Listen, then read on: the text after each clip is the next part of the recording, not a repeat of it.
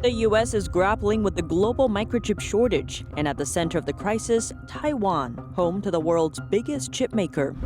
China's debt-trapped real estate developer is back in the spotlight. Evergrande's chairman sold his shares to save the company, while another shareholder sold to save himself. Beijing takes new action in its clampdown on Chinese internet giants. This time, it's targeting China's version of Facebook. The Chinese Communist Party is covering up again. Photos and videos about Chinese tennis star Peng Shuai were made public outside China, but in China, they are censored. A Seattle man returns home after being held hostage in China for 4 years. Alongside his return, the U.S. released 7 prisoners back to China. And in the waters surrounding Taiwan and Japan, 5 countries are holding a joint military drill. They are looking to counter Beijing's aggression there.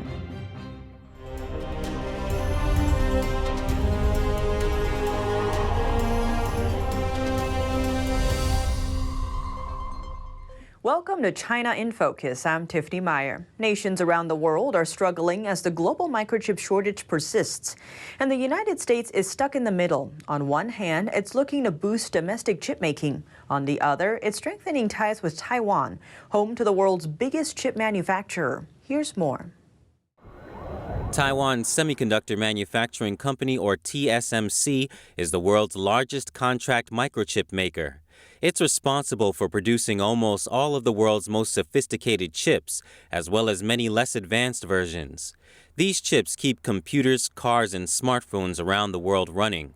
Because its tech is so widespread, any interference in TSMC's production process can spell major trouble for the U.S. and other nations. Many see the company as a kind of bridge connecting the safety of Taiwan and safety of the American supply chain. And that's exactly what's happening now.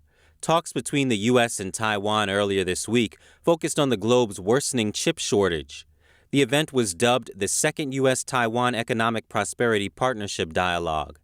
It marks the latest U.S. effort to strengthen economic ties with the chip-making powerhouse. There, U.S. Undersecretary of State Jose Fernandez and Taiwan's Economy Minister Wang Meihua discussed how to ease chip shortages and respond to what they called China's economic coercion. That comment came in response to recent remarks from Chinese Communist Party leader Xi Jinping, warning that U.S.-based Taiwan supporters were, quote, playing with fire. China's communist regime has never ruled Taiwan, but has long claimed the island as its own territory. Beijing has repeatedly hinted at taking over Taiwan by force. At the meeting, Wang said Taiwan and the U.S. are aiming for a long-term goal. For decades, Asian countries have replaced the U.S. as the world's top chip manufacturers. But the trend may be shifting. TSMC is now building a $12 billion plant to ramp up production in the U.S., while Korean giant Samsung is set to build a factory in Texas to the tune of $17 billion. It remains to be seen how the U.S. will balance its relationship with Taiwan and its efforts to boost domestic chip making. Outside the tech industry, the U.S. is fostering its relations with Taiwan in other areas, too. 5 U.S. Congress members arrived in Taiwan on Thursday. Talks between them and Taiwan officials are expected to focus on security matters. Their short visit marks the second time in a month that American lawmakers have visited the island. Prior to arriving in Taiwan, the 5 politicians had made stops in Japan and South Korea. Good and bad news for debt-trapped real estate company Evergrande. 2 big shareholders are selling their shares. One is aiming to save the company, and the other is trying to keep a distance from it. On Thursday, founder and chairman of Evergrande, Hua Kai-yen, sold a large amount of his shares, raising over $300 million for his company. The share sale reduced Hua's stake in Evergrande by about 10%, but he is still the biggest shareholder. Evergrande reported over $300 billion in liabilities, and it has been selling assets to make payments. And Chinese authorities told Hui to help pay bondholders with his personal assets. The company's shares have fallen over 83% from last year. A real estate company in Hong Kong, Chinese Estates Holdings Limited, announced Wednesday that it would sell all of its Evergrande shares. That's over 700 million shares. It's estimated to be worth less than $300 million. As Evergrande shares already fell by more than 80%, the Hong Kong company will suffer a loss about $1.3 billion. Chinese authorities are also trying to reduce the crisis. A government body took over an Evergrande soccer stadium under construction. It would be the world's largest soccer venue if it were to be completed by the end of 2022 as originally planned. Beijing's clampdown on the technology sector now has a new target, WeChat. This messaging app is the most popular social media platform in China, with more than 1 billion active monthly users worldwide. It's called the Facebook of China. The clampdown on WeChat takes a different form than it's taken for other Chinese technology giants. This time, the Chinese Communist Party ordered at least 9 state-run companies to restrict their employees' use of the app. And the reason? They were citing security concerns about data. Most state-run companies in China are large-scale. These 9 companies include some of the biggest. Among them, China National Petroleum had more than 1 million employees. China Mobile has 447,000. And China Construction Bank about 350,000. Employees at these companies were told to close or delete work-related chat groups due to sensitive information they may contain. The journal also reported that Chinese app stores got a notice from the country's Ministry of Industry and Information Technology. The Wednesday notice says WeChat parent company Tencent could only update its apps or launch new apps with government approval. This is not the first time Tencent has been caught in Beijing's clampdown. As an online video gaming giant, Tencent was hit hard by the new strict restrictions on online gaming time. And in summer, Chinese regulators blocked Tencent's effort to merge 2 major game streaming sites. Since last year, the impact of internet giants on society is triggering increasingly more alarm from Beijing. WeChat users can not only chat with each other on the platform, as with Facebook, but also do many other things, such as paying bills and hailing taxis. The authorities also use its popularity to carry out certain services, like contact tracing. This is part of their so-called health code system, in this app installed on citizens' mobile phones. The same is true for citizens' vaccination records. Companies such as Tencent now have hold of an unimaginably large amount of data, and they are in the way of the communist regime, seeking to solely control such information. To boycott the Beijing Winter Olympics or not? More countries are considering the question now, 10 weeks ahead of the opening ceremony. That includes the US, Canada, the UK, and Australia. They cite human rights violations in China and the unfolding events involving China's tennis star Peng Shuai, who accused a Chinese high-ranking official of sexual assault. And Lithuania joined the list this week. The small European country is seeking to coordinate with the US and the European Union on a boycott. Its sports minister already said on Thursday she will not attend the games. And what in their minds is a diplomatic boycott? It means diplomats wouldn't go, but athletes would. This seems to be a light version of not sending athletes to the games. However, it would still have an effect. German sports policy expert Jürgen Mittag told German broadcaster Deutsche Welle that the absence of a large number of country heads would damage the Olympics, and Beijing wouldn't achieve what it hoped for, a good image. He added other countries will think carefully about the boycott because China is a global power and could retaliate in other ways. Now we look to Beijing's hostage diplomacy. A Seattle resident finally returned home after being held hostage in China for 4 years. The man's name is Daniel Xu. He says he found out he could leave China 4 days before Biden's meeting with Chinese leader Xi Jinping. While Beijing allowed Xu to come back to America, the U.S. also released 7 prisoners back to China. These prisoners include a former Chinese bank executive who's on Beijing's wanted list and 2 women who were arrested after they entered Trump's mansion in Mar-a-Lago in 2019. Another 2 prisoners were convicted of taking photos of a naval air station in Florida. And another 2 committed financial crimes in Utah. As for the Seattle man, Daniel Xu, he didn't commit any crime. Beijing held him hostage because it wants his father to return to China. Chinese authorities say his father embezzled over $60,000. Xu's father denies the charge.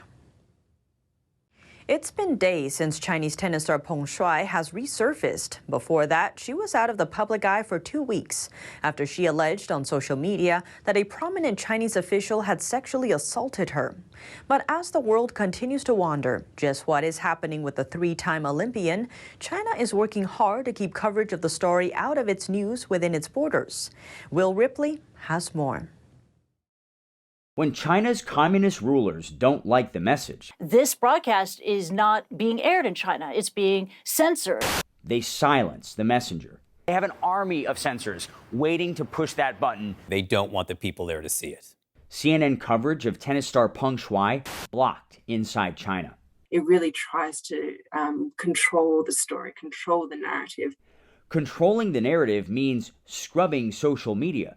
Peng's explosive post on November 2nd, accusing a retired Chinese leader of sexual assault, erased within 30 minutes. Look for the story on China's leading search engine. You get this message. Sorry, no relevant results found.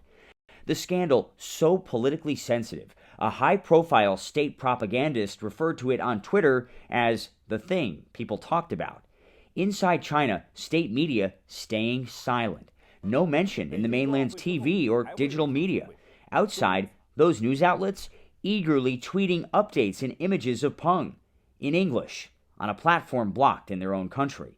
An irony not lost on millions following the story outside China, some even mocking the state media tweets. Peng is seen smiling, but not talking, at a tennis tournament, having dinner with friends, and a Chinese sports official who just so happens to mention the exact date several times. CNN has no way to independently verify these videos or this email, supposedly from Peng, to the head of the Women's Tennis Association last week, claiming everything is fine. A computer cursor visible in this apparent screenshot. The head of the WTA telling out front he's not convinced. I'm just struggling to agree to that and don't believe that's the truth at all. The WTA demanding direct, uncensored communication with Peng. The organization's repeated calls and messages to the tennis star unanswered. China is well known for coercing statements to show that everything is fine.